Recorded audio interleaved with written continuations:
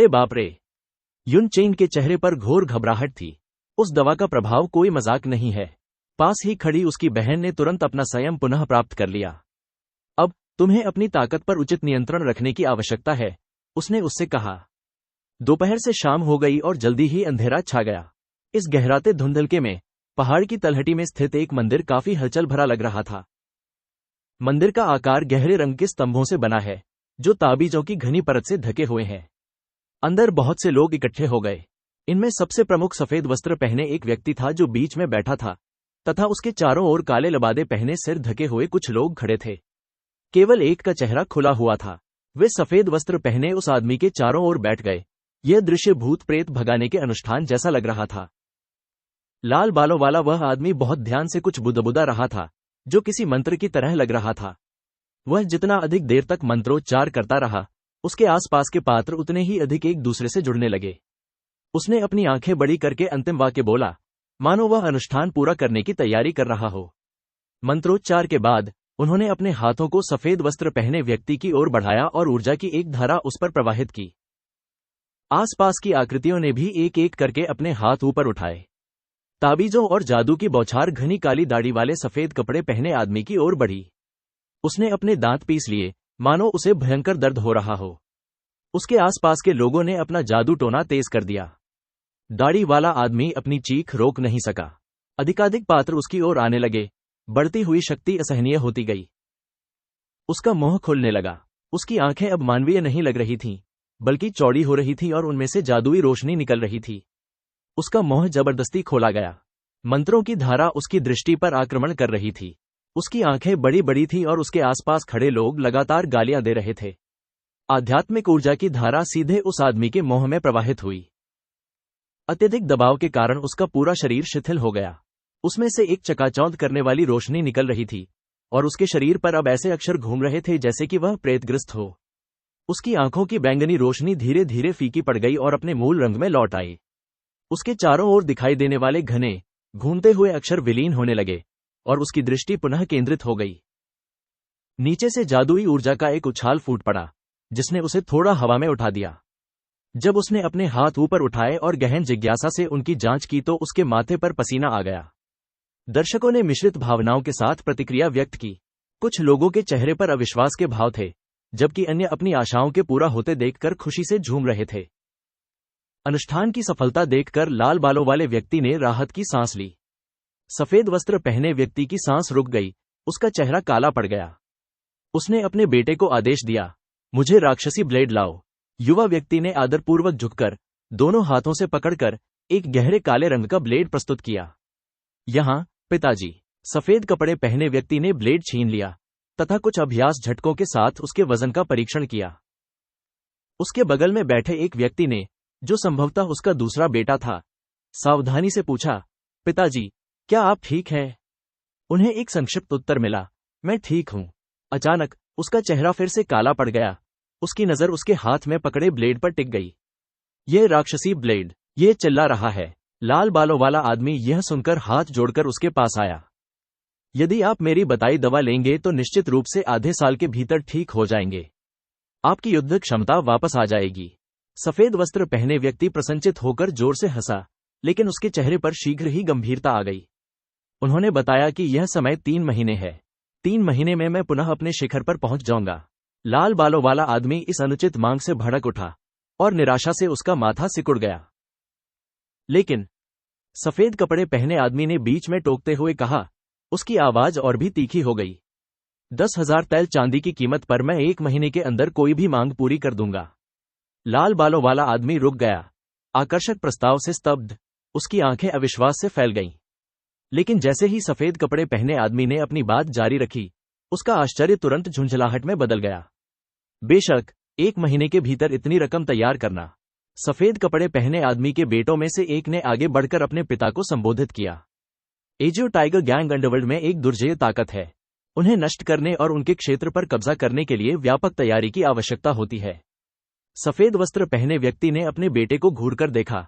उसकी आवाज में बर्फीली घृणा झलक रही थी। आपकी निरंतर हिचकिचाहट ही वह कारण है जिसके कारण स्वर्गीय तलवार कबीला हमसे आगे निकल गया है और हेबे में प्रमुख शक्ति बन गया है। बेटा हकलाते हुए हड़बड़ा गया, लेकिन उसके पिता ने दहाड़ कर उसकी बात रोक दी। आज हम एजियो टाइगर गैंग से शुरुआत करते हैं, बाकी मैं संभाल लूंगा। चुप हो जाने के कारण बेटा केवल अपना सिर नीचे झुका सका। लाल बालों वाला आदमी, जो चुपचाप ये सब देख रहा था, हाथ मिलाते हुए आगे बढ़ा। चूंकि कुलपति ने इतनी ईमानदारी दिखाई है, इसलिए मैं शर्तों से सहमत हूं। मामला शांत होने के बाद भीड़ तितर बितर होने लगी। बाद में जब दोनों आकृतियां साथ साथ चल रही थीं, तो छोटी वाली बोली, पिताजी, यदि हम इतनी निर्लजता से एजियो टाइगर गैंग पर हमला करके उस पर नियंत्रण कर लें, तो क्या हम समस्त हेबई और मार्शल जगत की निंदा को आमंत्रित नहीं करेंगे? अपनी सेना को इकट्ठा करने और ग्रीन टाइगर गैंग को नियंत्रित करने के लिए 1 महीना बहुत कम समय है। आप जानते हैं, वे सिर्फ दिखावे के लिए नहीं है। लाओ पेंग, जो अब तक चुप था, ने सहमति में अपने दांत पीस लिए। यदि मास्टर सांग अपने मार्शल आर्ट कौशल को पूरी तरह से पुनः प्राप्त कर ले, तो सब कुछ संभव हो जाएगा। वह अपने बेटे की ओर मुड़ा और दहाड़ा, तब पेंग परिवार हेबे में सबसे शक्तिशाली संप्रदाय बन जाएगा। हम यहीं नहीं रुकेंगे, हम मार्शल दुनिया के सर्वोच्च शासक बन जाएंगे, और आपको हमारे परिवार की गुप्त कृपाण तकनीकों में शीघ्रता से महारत हासिल करने के लिए बस कठिन प्रशिक्षण की आवश्यकता है। हरे बालों वाला युवक, जिसका चेहरा पसीने से पीला पड़ गया था, अपने पिता की क्रोधित निगाहों के सामने सिमट गया। वह केवल विनम्रतापूर्वक सहमति व्यक्त कर सका। दृश्य एक शराब खाने में बदल जाता है। बाहर की हवा ठंडी और ताजा है, लेकिन अंदर का माहौल जीवंत है। लोग आते जाते रहते हैं और पास में ही एक अस्तबल है। शराबखाने के अंदर एक युवती उदास भाव से बैठी है। कोई भी व्यक्ति यह सोच सकता है कि उसका दिल टूट गया है।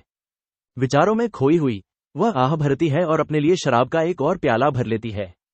पास में ही खड़ा उसका परिचारिका ये समझ नहीं पा रहा है कि उसे कैसे सांत्वना दे। वह हताशा के भाव के साथ शराब पीती है और शराब को पानी की तरह गटक जाती है। परिचारिका आगे बढ़कर उसे रोकने का प्रयास करती है। वह विनती करती है, मिस, कृपया अब और शराब मत पीजिए, तुमने बहुत ज्यादा ले लिया है। हालांकि वह अपनी मालकिन को रोकना चाहती है, लेकिन उसे नहीं पता कि कैसे। शायद उस आखिरी कप ने सचमुच उसे चरम सीमा पर पहुंचा दिया है। युवती झूमती है, फिर चिल्लाती है, मुझे मत रोको, अगर मैं ऐसा नहीं करूंगा तो मैं फट जाऊंगा। वह अपना खाली कप इतनी जोर से मेज पर पटकती है कि पास में रखा शराब का जग हिलने लगता है। लानत है, वह बुदबुदाती है। कुछ बात स्पष्ट रूप से उसे बहुत परेशान कर रही है, जिसे वह सुलझा नहीं सकती या किसी से साझा नहीं कर सकती। इसलिए वह अपने दुखों को शराब में डुबो देती है। बिना एक पल की हिचकिचाहट के वह जग पकड़ती है और पानी डालती है, लेकिन इस बार कुछ भी बाहर नहीं आता। बस एक बूंद उसके प्याले में गिरती है। वह यह देखकर दंग रह जाती है कि यह इतनी जल्दी कैसे चला गया। ओह, वह बुदबुदाती है, उसकी हताशा बढ़ती जा रही है। इन सब के बीच युवती ने अपनी मुट्ठी फिर से मेज पर पटक दी। प्रहार के बल से पहले से ही अस्थिर फर्नीचर के टूटने का खतरा पैदा हो गया। यह क्या है? अब और शराब नहीं, शराब, मेरे लिए और शराब लाओ। उसके सहायक को यह एहसास हो जाता है कि वह पूरी तरह से नशे में है, इसलिए वह उसके पीछे मंडराता रहता है, ताकि यदि वह गिर जाए तो उसे पकड़ सके। सुश्री, वह हकलाती है। पूरा मधुशाला इस हंगामे से अस्तव्यस्त हो गया। हर कोई ये देखने के लिए मुड़ता है कि नशे में धुत होकर ये मांगे कहां से आ रही हैं। एक अन्य मेज पर पुरुषों का एक समूह खाना खा रहा है, उनकी कमर में तलवारें हैं।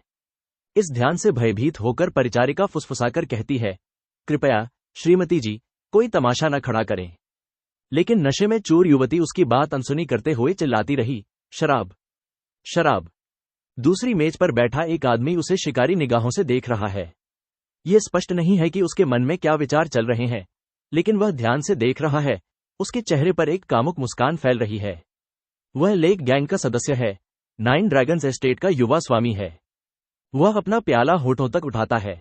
लेक गैंग हेबई में जिंग दाओ गुट के अंतर्गत आने वाले 5 गिरोहों में से एक है।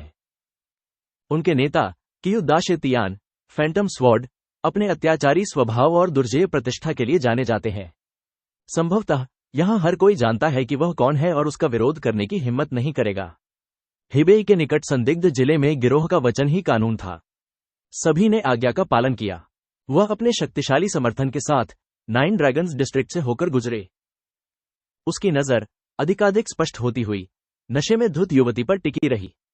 उसने अपने होंठ चाटे, उसकी आंखों में एक शिकारी चमक थी। इस बीच वह शराब खाने के उल्लासमय माहौल को और भी अधिक उत्तेजित करती रही। शराब, वह दहाड़ी, बोतल खाली है, मेरे लिए और शराब लाओ। उसने खाली बोतल लहराई, उसकी आवाज पूरे कमरे में गूंज उठी। यह अजीब था। शोरगुल के बावजूद कोई भी उसे और कुछ लाता नहीं दिख रहा था। उसकी सेवा करने वाले नौकर केवल धीरे से विनती कर सकते थे, मिस, कृपया। लेकिन वे इतने नशे में किसी को कैसे रोक सकते थे? वह आदमी, झांग होंग हुबांग, उसे देख रहा था। उसके होठों पर एक मुस्कुराहट खेल रही थी। उसके इरादे स्पष्ट नहीं थे, लेकिन वह कुछ समय से उस पर नजर रख रहा था। झांग होंग हुबांग अंततः अपने पैरों पर खड़ा हुआ। ठीक है, उन्होंने कहा, अब शो शुरू करने का समय है। उसके शब्दों में भयावह भाव छिपा था। चाहे इसमें कोई छिपा हुआ अर्थ था या नहीं, यह निश्चित रूप से शुभ संकेत नहीं था। वह हाथ में तलवार लिए उसकी मेज की ओर बढ़ा। उसके कदम आत्मविश्वास से भरे और निडर थे। उसके पीछे पीछे उसके आदमी भी आ रहे थे। उनकी उपस्थिति एक खामोश खतरा थी। वह बेखबर होकर नशे में झूमती रही। उसकी सहायिका बढ़ती हुई चिंता से यह सब देख रही थी। पास की एक मेज पर बैठे 3 आदमी झांग होंग हुबांग को उस युवती के पास जाते देख रहे थे। उनके चेहरे पर दया के भाव थे। उनमें से एक ने नाराजगी से जीभ चटकाई। एक और ने बुदबुदाया, ऐसा लगता है कि एक और लड़की को निगल लिया जाएगा। तीसरे आदमी ने जल्दी से उसे चुप करा दिया, इतनी लापरवाही से मत बोलो, तुम हमें मरवा दोगे। ऐसा लग रहा था कि शराबखाने में मौजूद हर व्यक्ति, चाहे वे उस युवती की मदद करना चाहते हो या नहीं, कुछ करने में असमर्थ था। वे केवल देख सकते थे। वह पहली महिला नहीं थी जिसे उसने इस तरह निशाना बनाया था। वह उसकी मेज के पास पहुंचा और अपना गला साफ करते हुए उसका ध्यान अपनी ओर आकर्षित किया। उसके आदमी उसकी ओर घूर रहे थे। उनके हाव भाव उनके नेता के हाव भाव जैसे थे, विकृत और विचलित करने वाले। वह उससे धोखे से भरी कोमल आवाज में बात कर रहा था, मानो बल प्रयोग करने से पहले उसे मनाने की कोशिश कर रहा हो। लगता है आपके पास शराब खत्म हो गई है, मुझे आपके लिए एक बोतल खरीदने की अनुमति दें। नशे में धुत युवती ने हैरानी भरे भाव से उसकी ओर देखा। वह सोच रही थी कि यह अजनबी व्यक्ति अचानक क्यों आ गया और उसे पेय पदार्थ पिलाने की पेशकश क्यों कर रहा है। इसमें अवश्य ही कोई गुप्त उद्देश्य रहा होगा। उसकी सहायिका भी उतनी ही आशंकित थी। उसने झांग होंग हुबांग को देखा और युवती को गिरने से बचाने के लिए उसे सहारा दिया। वह हकलाते हुए बोली, मिस, कौन, ये कौन है? उस आदमी ने हाथ जोड़कर नकली अभिवादन किया। उन्होंने घोषणा की कि झांग होंग हुबांग 9 ड्रैगन्स जिले के उप जिला प्रमुख है। इस परिचय का उद्देश्य उसे सचेत करना था। उसे यह एहसास दिलाना था कि वह किसी साधारण आदमी के साथ व्यवहार नहीं कर रही है। लेकिन उनके शब्दों का कोई खास असर नहीं हुआ। उसने असमंजस और झुंझलाहट के मिश्रित भाव से उसकी ओर देखा। मुझे परवाह नहीं कि तुम कौन हो, उसने धीमे स्वर में कहा। अपनी मेज पर वापस जाओ। उसे नए परिचित बनाने या अजनबियों से पेय स्वीकार करने की आवश्यकता नहीं थी। वह बस यही चाहती थी कि उसकी मेज पर शराब की एक बोतल रखी हो और वह उसे शांति से पीने के लिए अकेली रह सके। बर्खास्त किए जाने के बावजूद वह आदमी धीरे से हंसा। हाँ, वह बिना विचलित हुए बोलता रहा, इतना कठोर मत बनो। ऐसा लगता है कि सभी की शराब खत्म हो गई है। अगर मैं आपके लिए एक बोतल ला सकूं तो क्या आप मुझे अपने पास बैठने की इजाजत देंगे? ऐसा लग रहा था जैसे उसने उसकी कमजोरी पहचान ली है, शराब। उसका प्रस्ताव आकर्षक था, लेकिन उसने हाथ उठाकर उसे अस्वीकार कर दिया, मानो वह अब उससे बात नहीं करना चाहती थी। उफ, वह कराह उठी, जिससे वह क्षण भर के लिए स्तब्ध रह गया। उसके जैसी महिला उसके प्रस्ताव को इतनी आसानी से क्यों अस्वीकार कर देगी? उसने थोड़ी झुंझलाहट के साथ उसकी ओर देखा। मेरे पास बहुत पैसा है, उसने कहा। उसके स्वर में अपमान का हल्का सा भाव था। ये शब्द हवा में लटके हुए थे, जो उसकी स्वतंत्रता की स्पष्ट घोषणा थी। ऐसा लग रहा था मानो वह कह रही हो कि उसे किसी से कुछ खरीदने की जरूरत नहीं है, वह अपनी देखभाल स्वयं करने में पूरी तरह सक्षम है। ट्रोंग होबंग उसे देख रहा था। उसका चेहरा गुस्से से कठोर हो रहा था। ये छोटी सी लड़की, उसने दांत पीसते हुए कहा। वह इतना धैर्यवान, इतना सौम्य था, और फिर भी वह हर मोड़ पर उसे झिड़कती रही। उसने सोचा, इस घमंडी छोटी सी चीज को पता ही नहीं है कि वह किसके साथ व्यवहार कर रही है। ट्रोंग हो बांग के चेहरे पर बढ़ते क्रोध को देखकर उसकी सेविका को अपनी मालकिन की सुरक्षा की चिंता हुई। वह तेजी से आगे बढ़ी और उसकी ओर उंगली उठाकर चिल्लाने लगी, छोड़ो। अब वह अवश्य ही उबल रहा होगा। पहले तो इस खूबसूरत युवती ने उसके हर प्रस्ताव को अस्वीकार कर दिया था और अब उसके नौकर ने उसे बर्खास्त करने का साहस किया। उसे लगा कि वह पूर्णतः मूर्ख है। लानत है, उसने सोचा। उसका जबड़ा कस गया। यह अपमानजनक है। एक क्रूर मुस्कान के साथ उसने आगे बढ़कर परिचारिका के गाल पर चुटकी ली और उसका मजाक उड़ाया। उसने हंसने की कोशिश की, लेकिन आवाज तनावपूर्ण और अप्राकृतिक निकली। मैं यहां अच्छा बनने की कोशिश कर रहा हूं, छोटे, उसने व्यंग्यपूर्वक कहा। अपने नौकर के साथ इतना अपमानजनक व्यवहार होते देख युवती अंततः भड़क उठी। बिना कुछ सोचे समझे उसने अपना पेय उठाया और उसके चेहरे पर फेंक दिया। चौंक कर उसने परिचारक को छोड़ दिया। परिचारिका और ट्रोंग हो बंग दोनों उसकी अचानक हुई हरकत से अचंभित होकर उसे देखने लगे। उनके सेवकों ने जब अपने स्वामी पर पानी छिड़का तो वे कांप उठे। उन्हें डर था कि वह भड़क उठेगा और हंगामा खड़ा कर देगा, जिससे पूरा इलाका उलट पुलट हो जाएगा। उस महिला की हिम्मत कैसे हुई? वह अंदर ही अंदर भड़क उठा। कोई भी मेरे साथ ऐसा व्यवहार नहीं करता। वह पुनः अपने आप पर नियंत्रण पा गई और ऐसा लगा कि उसके मन में जो कुछ भी चल रहा था वह शांत हो गया। अब तुम जहां हो वहां वापस जाओ, उसने आदेश दिया। उसकी आवाज ठंडी थी, अन्यथा तुम्हें पछताना पड़ेगा। उसकी नजर तेज और अविचल थी। वह अचंभित होकर पीछे देखने लगा, डर से नहीं बल्कि उसकी अद्भुत सुंदरता से। उसका क्रोध, जो क्षण भर के लिए भूल गया था, उसकी आकर्षक उपस्थिति के सामने गायब हो गया। उन्होंने नाटकीय अंदाज में अपने दोनों हाथ जोड़कर प्रणाम किया। ओह, मुझे माफ कर दो, मेरी महिला, उसने विनती की। उसकी आवाज में झूठी ईमानदारी टपक रही थी। तुम्हारी सुंदरता ने मुझे अभिभूत कर दिया है। हालांकि युवती को उसकी हरकतें थकाऊ लगती थीं। वह बस क्यों नहीं चला जाता, वह सोचती रही और मन ही मन उसके चले जाने की कामना करती रही। जैसे कि वह उसके मन की बात पढ़ रहा हो, वह उसके करीब झुका। उसके चेहरे पर एक चंचल मुस्कुराहट लौट आई। और अगर मैं ऐसा न करूं तो आप क्या करोगे? उसने ताना मारते हुए उसे पीछे हटने पर मजबूर कर दिया। उसने आह भरते हुए अपने पास पड़ी लाल तलवार उठा ली। मैं तुम्हें मार डालूंगी, उसने साफ कहा। वह उसकी बातों और उसके हाथ में मौजूद हथियार को देखकर आश्चर्यचकित हो गया। एक युवा महिला की ओर से ऐसी धमकी आना लगभग बेतुका लग रहा था। उसने अपनी बात जारी रखते हुए कहा, उसकी आवाज में एक डरावना विश्वास था, और सिर्फ तुम ही नहीं, मैं तुम्हारे पूरे वंश को जलाकर राख कर दूंगा। वह हैरान होकर उसकी ओर देखता रहा। क्या? उसने सोचा, उसके शब्दों को समझने के लिए संघर्ष करते हुए। सीधे होकर उसने सोचा, इतना अहंकार, जरूर कोई शक्तिशाली व्यक्ति उसके पीछे खड़ा होगा। उसने मान लिया था कि उसकी तरह उसके भी प्रभावशाली संबंध होंगे, जिससे उसका आत्मविश्वास बढ़ा और वह बेबाक बोलती रही। ट्रोंग हो बंग वहीं खड़ा, दांत पीसता हुआ, विचारों में खोया हुआ। वह और उसके अनुयायी एक शक्तिशाली व्यक्ति थे, जिनसे कई लोग डरते थे। यदि वह किसी शक्तिशाली संप्रदाय की अनुयायी थी, तो टकराव से बचना ही बेहतर होगा। उसके मन में आशंका की लहर दौड़ गई। उसके मन में अनेक संभावनाएं कौंधने लगीं। उसने अपने आसपास सब लोगों पर नजर डाली। उनमें से अधिकांश शराब पीते और बातें करते हुए दिखाई दिए, लेकिन वे सभी चुपचाप युवती के साथ उसकी बातचीत को देख रहे थे और उसके अगले कदम का अनुमान लगा रहे थे। उसने ये सब देखा और सोचा, अगर मैं इसी तरह उसकी बात मानता रहा तो टाइगर क्लॉ गैंग का क्या चेहरा रह जाएगा। वह कठिन स्थिति में था। यदि वह किसी उच्च पदस्थ व्यक्ति को अपमानित करता तो उसे मार दिया जाता, लेकिन अगर वह चुप रहे और कुछ न करे तो उनकी प्रतिष्ठा गिर जाएगी। स्त्री ने उसकी आशंका को भांपकर अपनी तलवार मेज पर पटक दी और व्यंग्यात्मक लहजे में बोली, हाँ, अपने चेहरे पर मूर्खतापूर्ण भाव लिए हुए बस वहीं खड़े मत रहिए। उसने हाथ हिलाकर उपेक्षापूर्वक कहा, चलो, यहां से चले जाओ। जाना, जाओ पर अतिरिक्त जोर देने से ऐसा प्रतीत हुआ मानो वह किसी परेशान करने वाले कुत्ते को भगा रही हो। टाइगर क्लॉ गैंग के सदस्य को अपमानित महसूस हुआ। उसका गुस्सा शांत हो गया। वह दांत पीसता रहा और उसके अहंकार को सहन करता रहा, लेकिन वह निडर, यहां तक कि घमंडी लग रही थी, जैसे कोई उसका समर्थन कर रहा हो। उसने मन ही मन सोचा, देखो तो कितनी अहंकारी है वह। वह अपनी सीमा तक पहुंच गया था। उसने उसकी मेज उलटकर उसे बाहर निकाल दिया। बर्तनों से खाना बिखर गया, जिससे महिला और उसका नौकर दोनों चौंक गए। उसके तिरस्कारपूर्ण शब्दों ने उसे चरम सीमा पर पहुंचा दिया था। अब उसे इसकी परवाह नहीं थी कि वह कौन थी। वह खुद को इस तरह एक शराबखाने में अपमानित नहीं होने दे सकता था। मेज पर लात मारते हुए वह दहाड़ा, कौन है जो नॉ ड्रैगन के टाइगर क्लॉ गैंग के अंडरबॉस रीता का अपमान करने की हिम्मत करता है। पलटी हुई मेज एक स्पष्ट चुनौती थी। निडर होकर महिला ने अपनी तलवार निकाली और अपने नौकर को वापस जाने के लिए चिल्लाया। अपनी मालकिन की सुरक्षा के लिए चिंतित नौकरानी ने उसे रोकने के लिए हाथ बढ़ाया, लेकिन इतने गुस्से में उसे कौन रोक सकता था। नौकर ने कुछ शब्द हकलाकर बोले।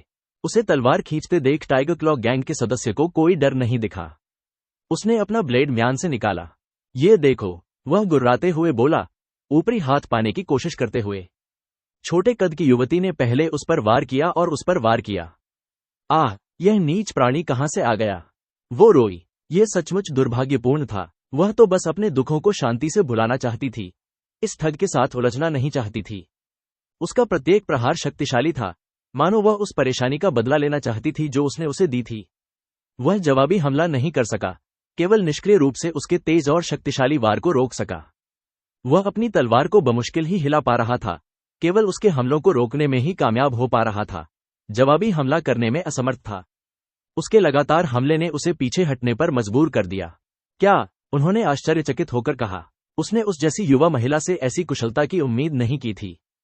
इस दर पर वह नुकसान में रहेगा। वह आगे बढ़ा और चिल्लाया, मैं तुम्हें मार डालूंगा। उसने आक्रमण किया और अपनी तलवार से जोरदार प्रहार किया। वह किसी तरह उसे रोकने में सफल रही, लेकिन टक्कर के बल से उसका संतुलन लगभग बिगड़ गया। उसके अचानक हमले से वह आश्चर्यचकित हो गई, लेकिन उसने तुरंत प्रतिक्रिया दी। नशे में भी वह पहले की तरह ही खतरनाक दिख रही थी।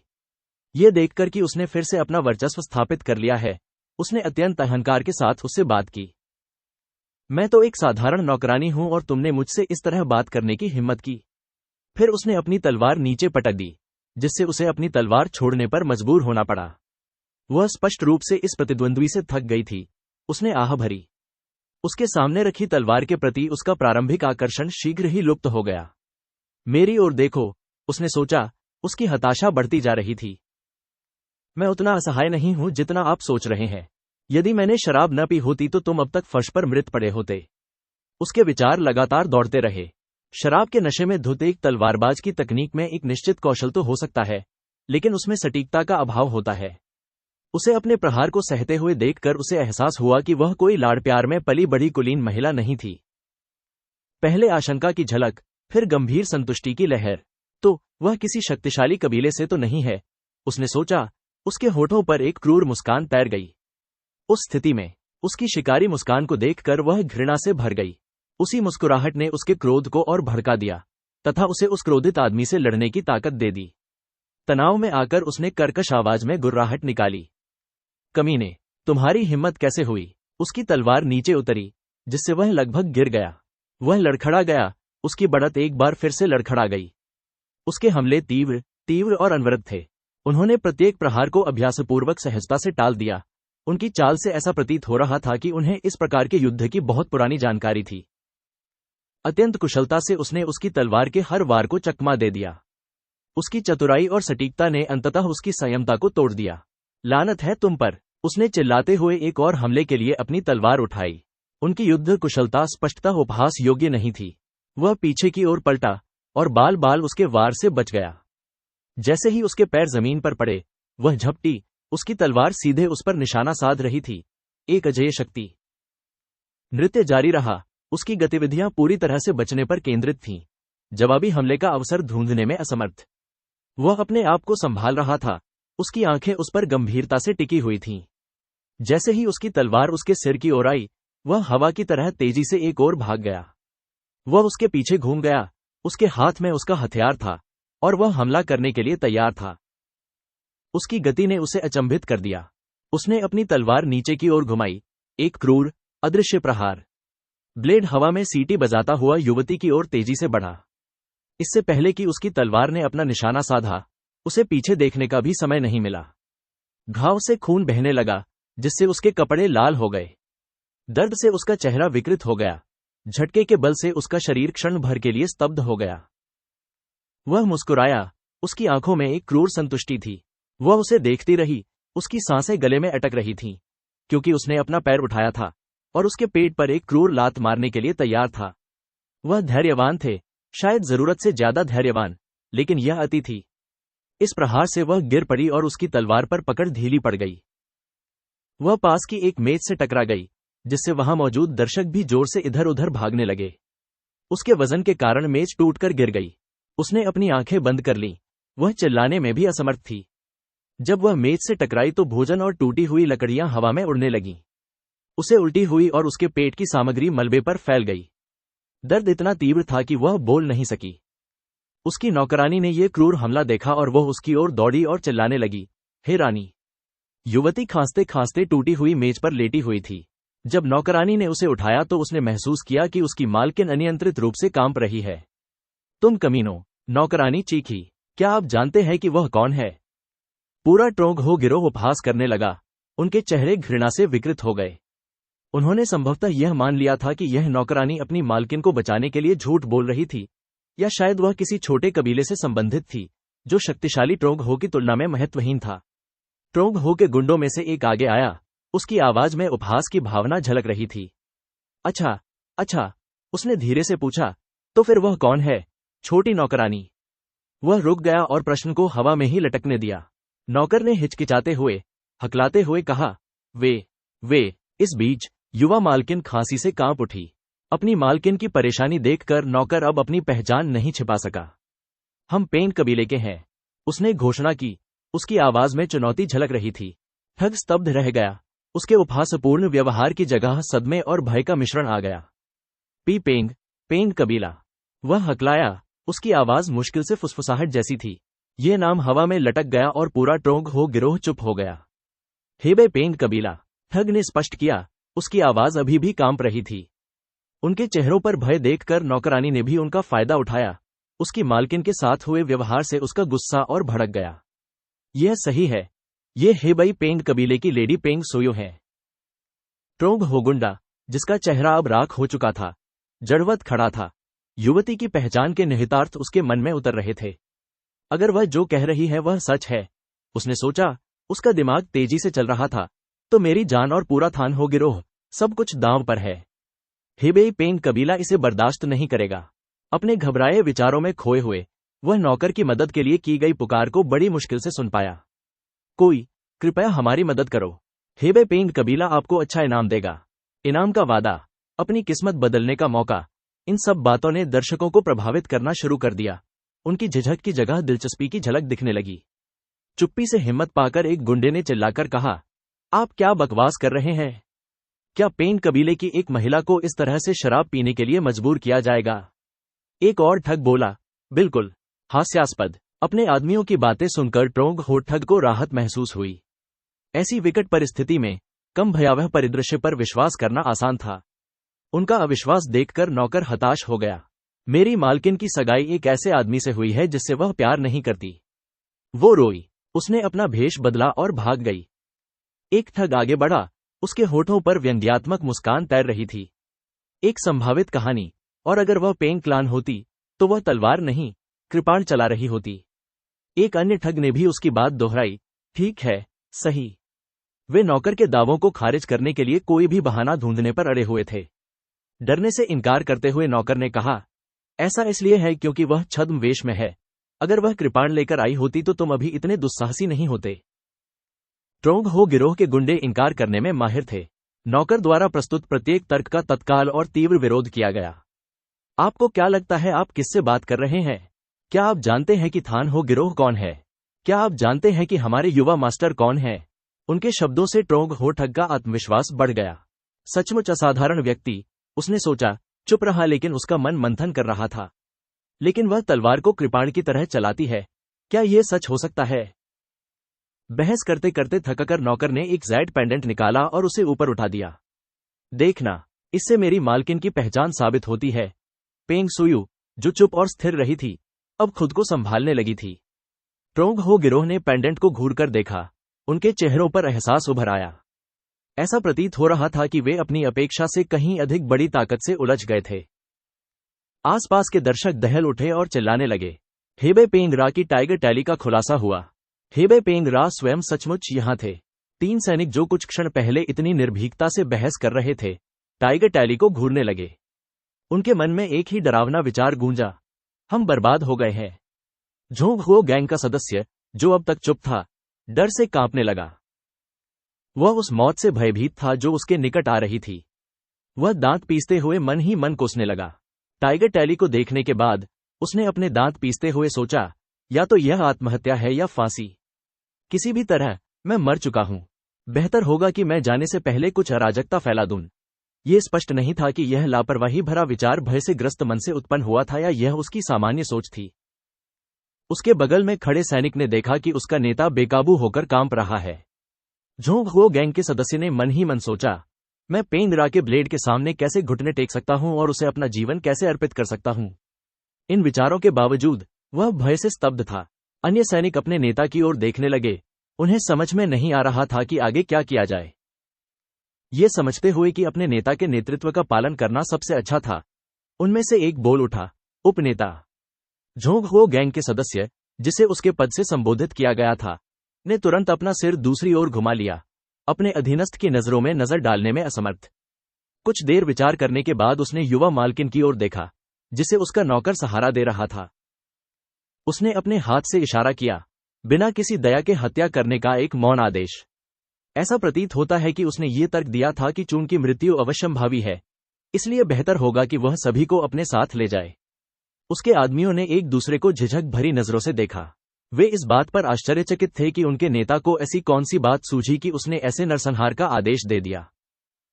उसकी बात मानने का मतलब होगा पेंग रा का क्रोध झेलना, लेकिन भाला फेंक देने के बाद वे उसके मार्ग का अनुसरण करने के लिए बाध्य हो गए। सबने अपनी तलवारें निकाल लीं।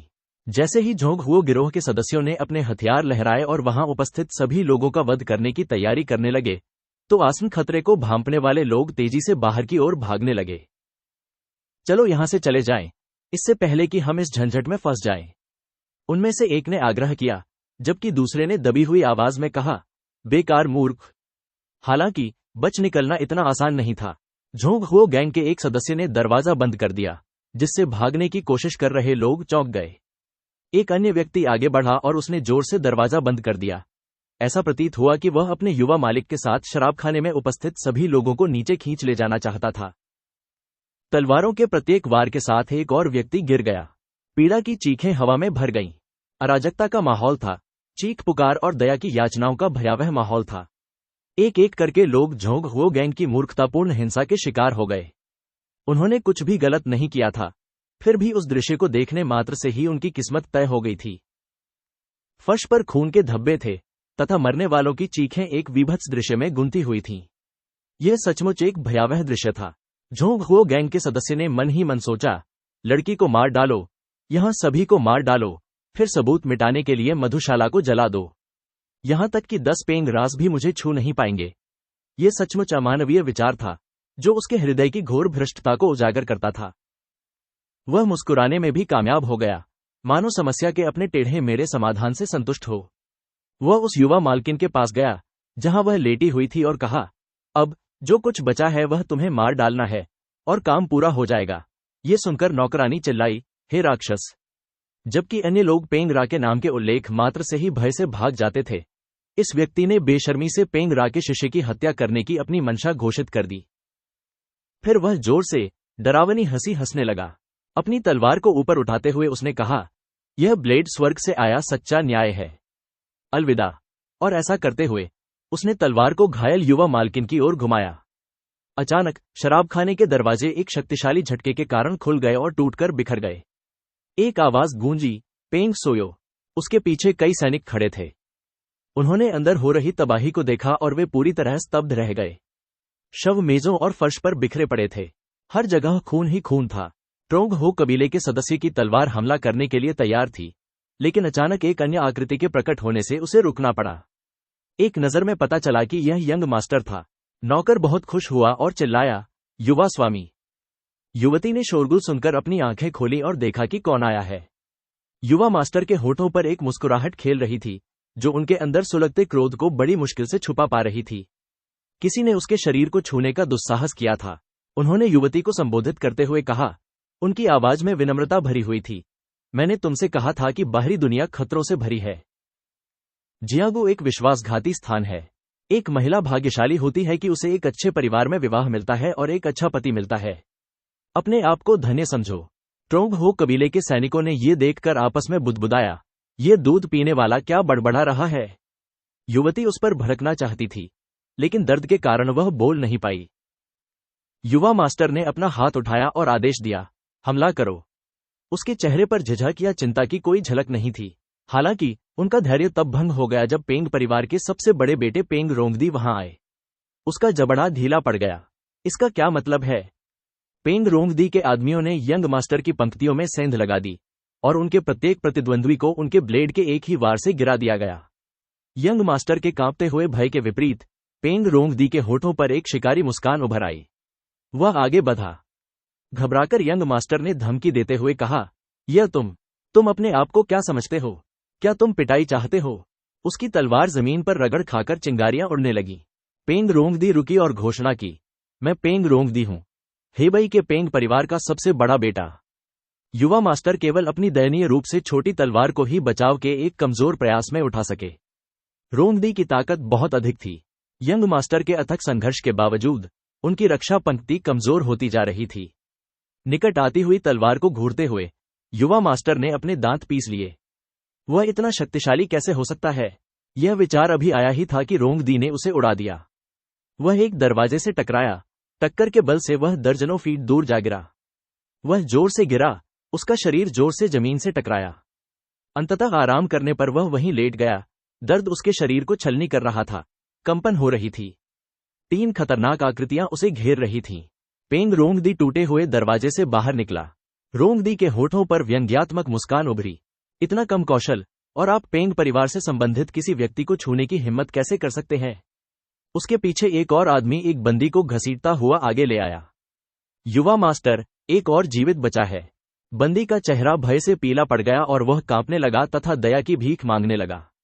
रोंगदी ने अपने होठों पर क्रूर मुस्कान बिखेरते हुए एक भयावह आश्वासन दिया, अपने आप को शांत करो। मुझे तो बस एक गवाह की जरूरत है जो यह बताए कि तुमने क्या देखा है। आंगन में घायल अवस्था में लेटे हुए युवा स्वामी ये दृश्य देख रहे थे। उनके मन में भ्रम की स्थिति थी। पेंग परिवार की युवा मालकिन इस सुदूर सराय में दिखाई देती है। इसके तुरंत बाद पेंग परिवार के युवा मास्टर और एक जीवित बचे व्यक्ति को गवाही देने के लिए जीवित छोड़ दिया गया। यह महज संयोग नहीं हो सकता। टुकड़ों को एक साथ जोड़ते हुए उसे एहसास हुआ और वह चिल्लाया, यह एक साजिश है, यह सब एक षड्यंत्र है। रोंगदी ने उसकी ओर देखा। रोंगदी के आदमियों में से एक ने अपनी तलवार उठाई और गुर्राया, इस दयनीय पिल्ले को देखो। यह आपके सामने जीवित प्रमाण है, और फिर भी आप बहस करना चाहते हैं। आदमी ने गुर्राते हुए दूसरे आदमी के हाथ में अपना ब्लेड घुसा दिया। वह हौंफने लगा, अपने चुभे हुए हाथ को घूरने लगा, फिर पीड़ा में चीखने लगा, जिसकी आवाज ग्रीन टाइगर गैंग के मुख्यालय के हॉल में गूंज उठी। इस बीच जंगल के भीतर पेंग रा दूर से गिरोह के परिसर पर नजर रख रहा था। उनके सबसे बड़े बेटे योंगजी टैवन के मामलों से निपट कर आए। उन्होंने बताया, पिताजी, सब कुछ योजना के अनुसार तैयार है। दोनों व्यक्तियों ने दृढ़ निश्चय के साथ शिविर पर अपनी निगाहें टिका दी। पेंग रा ने आगे बढ़ने का आदेश दिया। पेंग रा के 500 आदमी ग्रीन टाइगर गैंग की ओर बढ़े। ड्यूटी पर तैनात 2 गार्डों ने आते हुए इन आकृतियों को देखा। यह क्या है? वे घबराकर चिल्ला उठे। योंगजी अपनी सेना का नेतृत्व करते हुए आगे बढ़े। उन सबको मार दो, उसने ठंडे स्वर में आदेश दिया। परिसर के अंदर दुश्मन के हमला करने की आवाजें गूंज रही हैं। भड़क उठा। दोनों पक्षों में अपमानित प्रेमियों की तरह भयंकर झड़प हुई। ग्रीन टाइगर गैंग के सदस्य स्पष्ट रूप से पराजित थे। जहां भी पेंग रा की सेना आगे बढ़ी, उनके दुश्मन गिर गए। किसी को भी जीवित न छोड़ें। योंगजी दहाड़े। घबराए हुए गिरोह के सदस्य केवल चिल्ला सके, ये हेबई का पेंग रा है, हम पर हमला हो रहा है। उसके शब्द बीच में ही रुक गए और उसका सिर हवा में उड़ गया।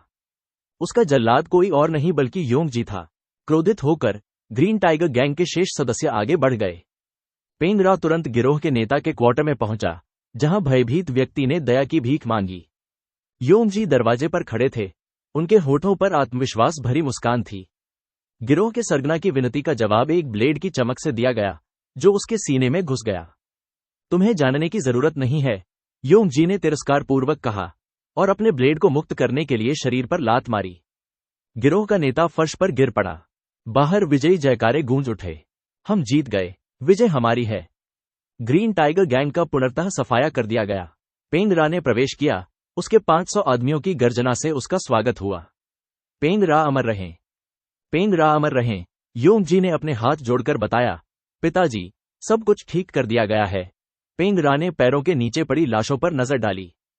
तुमने अच्छा किया, बेटा। ये सुनिश्चित करें कि इन शवों का निपटान किया जाए। और गवाह कहाँ है? शराब खाने वाला। वह आदमी आगे बढ़ा। यहां, मास्टर, मैं यहां हूं। अभी भी भय से कांपते हुए गवाह उसके निर्देशों की प्रतीक्षा कर रहा था। पेंग रा की आंखें सिकुड़ गईं। इंगू के बाजारों और हर गली में जाएं। सबको बताओ कि ग्रीन टाइगर गैंग ने पेंग जाटा के साथ क्या किया, और यह सुनिश्चित करें कि वे ये जाने कि पेंग जाटा ने स्वयं ग्रीन टाइगर गैंग पर न्याय किया है तथा जियांगू में धार्मिकता को कायम रखा है।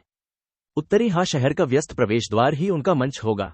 एकत्रित भीड़ के सामने खड़े होकर निर्दिष्ट गवाह ने ऊंची आवाज में घोषणा की, मधुशाला में ग्रीन टाइगर गैंग के युवा सरगना गु योंग इन ने पेंग रा की सबसे बड़ी बेटी पेंग सोयू को गंभीर रूप से घायल कर दिया। फिर उसने वहीं उसकी हत्या करने का प्रयास किया। लेडी पेंग सोयू के मंगेतर को जब उसके खतरे का पता चला तो उसने ग्रीन टाइगर गैंग के युवा सरगना और उसके आदमियों का पीछा किया और उसे मार डाला। मैं भागकर रसोई घर में छिप गया, और शुक्र है पेंग परिवार के पेंग रोंग री की बदौलत मैं अपनी इस त्रस्त जिंदगी को यहां खड़ा रखने और कहानी कहने में कामयाब रही। उसके पास खड़े लोग जब अपना गुस्सा शांत कर चुके तो गपशप करने लगे। सचमुच स्वर्ग की भी आंखें हैं। इतने लंबे समय से ग्रीन टाइगर गैंग बेलगाम चल रहा है, लेकिन इस बार पेंग रा ने वास्तव में स्वर्ग की ओर से काम किया है। वह घटना जिसमें ग्रीन टाइगर गैंग के युवा सरगना ग्योग इन ने पेंग रा की सबसे बड़ी बेटी पेंग सोयू को गंभीर रूप से घायल कर दिया और उसे मारकर चुप कराने का प्रयास किया, लेकिन पेंग रा ने तीव्र और क्रूर तरीके से उसका प्रतिशोध लिया। पूरे हेबई में जंगल की आग की तरह फैल गई है। जैसे ही ग्रीन टाइगर गैंग के मुख्यालय में शाम होने लगी, लोगों का एक समूह मुख्य द्वार पर पहुंचा। उनका नेता आत्मसंतुष्ट मुस्कान के साथ चल रहा था, मानो उसने पहले से ही अपना अगला कदम सोच रखा हो। वे सीधे सरदार के कक्ष की ओर बढ़े।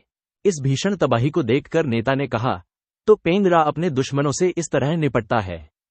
पेंग रा के शेष सभी अधीनस्थों को इकट्ठा करें और तुरंत खुदाई शुरू करें।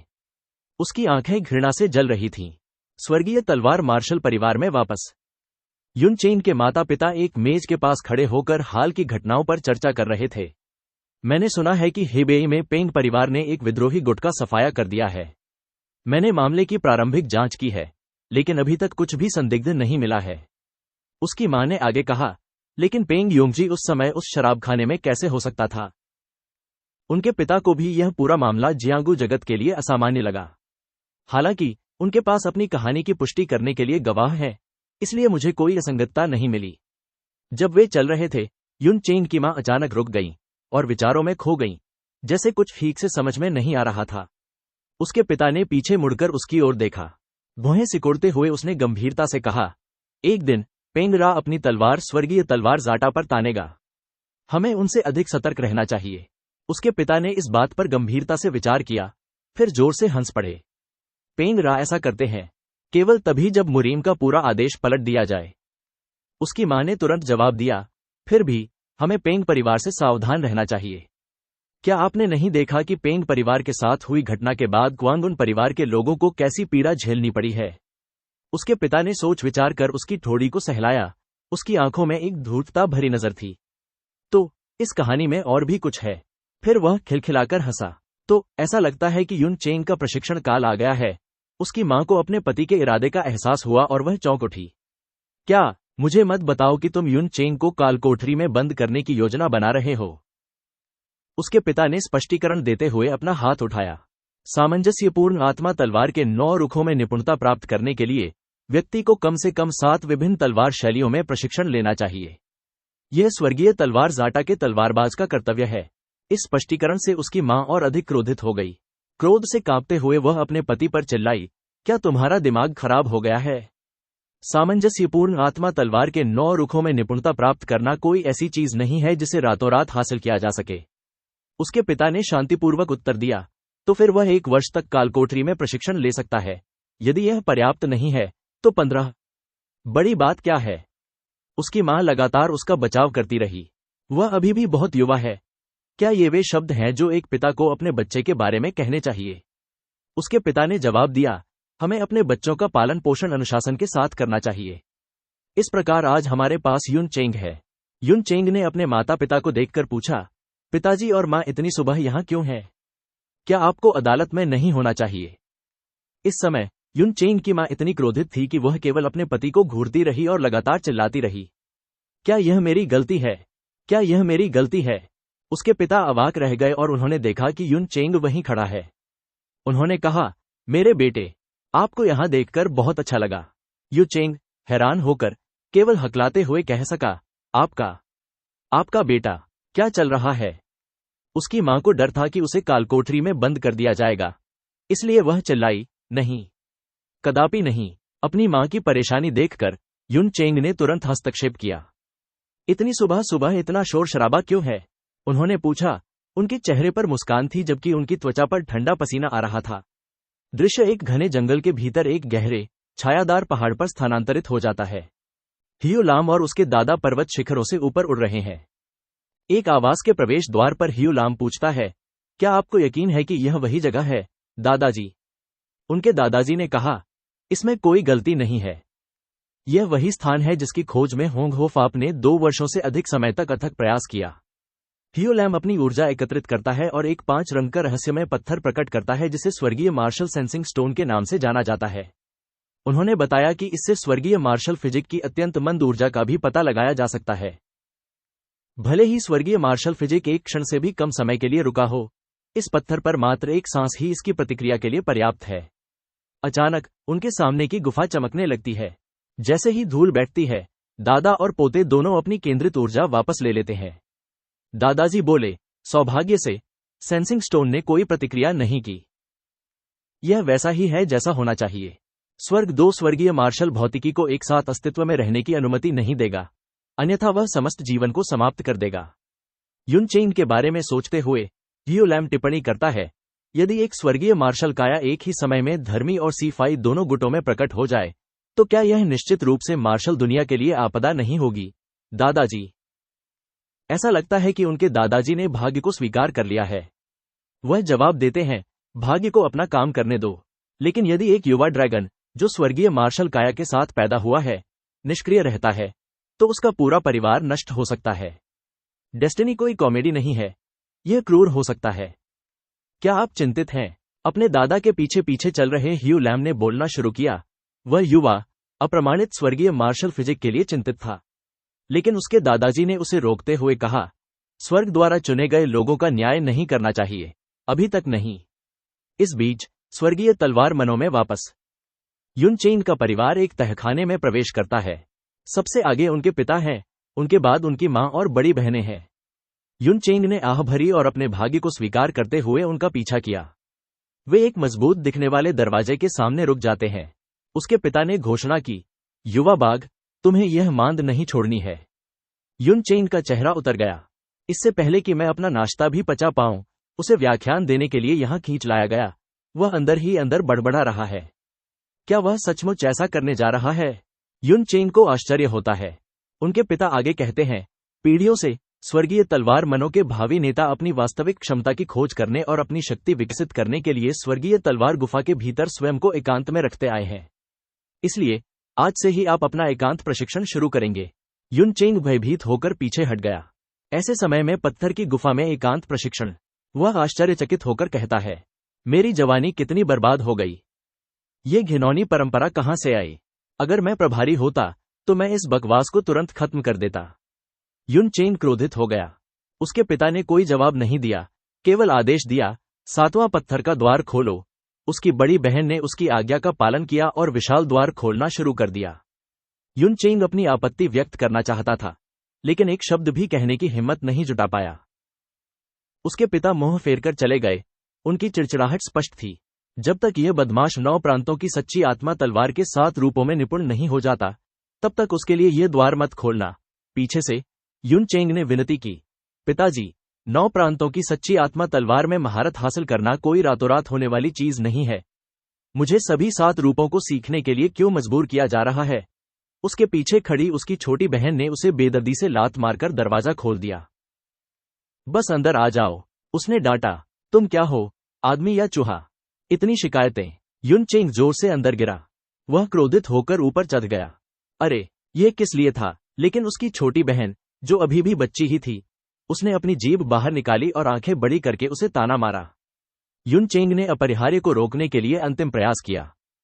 प्रतीक्षा करे ठहरे, वह चिल्लाया, लेकिन भारी दरवाजा बंद हो गया, जिससे उसकी सारी उम्मीदें टूट गईं। निराशा उस पर छा गई। उसकी बहन ने संतुष्टि से मुस्कुराते हुए गेट पूरी तरह से बंद कर दिया। उन्होंने कहा, एक आदमी में महान प्रतिभा और बुद्धि होनी चाहिए। फिर वह अपने माता पिता की तीखी निगाहों का सामना करने के लिए मुड़ी। दोनों एक साथ भड़क उठे। स्वर्गीय तलवार कबीले के युवा स्वामी को इस तरह लात मारने की तुम्हारी हिम्मत कैसे हुई? हमने तुम्हें सम्मानपूर्वक रहने को कहा था। लड़की हकलाने लगी, कांपने लगी, कोई सुसंगत उत्तर देने में असमर्थ थी। वह शीघ्रता से वहां से भाग निकली। मुझे चाय समारोह की क्लास है, मुझे जाना है। वह जल्दी से वहां से चली गई और अपने आप से बड़बड़ाने लगी। युवा मालिक, वह छोटा सा बदमाश, पिताजी अभी भी उसे लाड़ प्यार करते हैं। वह आक्रोश से उबलती हुई सीढ़ियां चढ़ी। सिर्फ इसलिए कि मैं एक लड़की हूं, मेरे साथ अलग व्यवहार किया जाता है। अगर मैं कभी शादी करूंगी तो मैं इस स्वर्गीय तलवार कबीले में कभी नहीं रहूंगी। इस बीच कक्ष में मशालें जल उठीं और पत्थर की दीवारें रोशन हो गईं। युन चेंग ने अपने आसपास का निरीक्षण किया और उसके मन में निराशा छा गई। वह निश्चित नहीं था कि हंसे या रोए। चमकती हुई जलती हुई मशालों ने उसकी निराशा को और बढ़ा दिया। फर्श पर पैर मोड़कर बैठते हुए उसने खुद से कहा, मैं बस सारा दिन आराम करना चाहता हूं, वंडरिंग ड्रैगन खेलना चाहता हूं। उन्होंने मेरे लिए एक जगह भी तैयार कर दी है। मुझे आभारी होना चाहिए, लेकिन मुझे 9 प्रांतों की सच्ची आत्मा तलवार के 7 रूपों में महारत हासिल करनी है। उसने अपने ऊपर खड़ी मूर्ति की ओर देखा, फिर अपनी बड़ी बहन के बारे में सोचा। बड़ी बहन ने पहले ही 7 रूपों में महारत हासिल कर ली है, लेकिन उस स्तर तक पहुंचने में उन्हें 3 साल लग गए। 3 साल के बारे में सोचकर ही वह कांप उठता था। उसने अपने दांत पीस लिए, उसका मन वांडरिंग ड्रैगन की ओर चला गया। काश मेरे पास उस खेल को समर्पित करने के लिए 3 साल होते। अचानक से उसे बाहर निकलने का विचार 7 रूपों में निपुणता प्राप्त करने से कहीं अधिक आकर्षक लगने लगा। जबकि मैं अपनी जवानी यहां बर्बाद कर रहा हूं, मेरे दोस्त शायद नाव पर होंगे, फूलों के खिलने का आनंद ले रहे होंगे, हंस रहे होंगे और अपना सर्वश्रेष्ठ जीवन जी रहे होंगे। इस तस्वीर को देखकर उनकी आंखों में आंसू आ गए। वह उनके साथ रहने के लिए तरसता था। जियाओलिन का विचार उसके दिमाग में कौंध गया। उसके बारे में सोचने से उसका संकल्प और मजबूत हो गया। ठीक है, सबसे पहले मुझे भागना होगा, फिर मैं बाकी सब समझ पाऊंगा। अपने शरीर को और अधिक प्रशिक्षण देने के विचार से ही उनमें एक परिचित भय भर गया। वह हथियारों की रैक की ओर चला गया।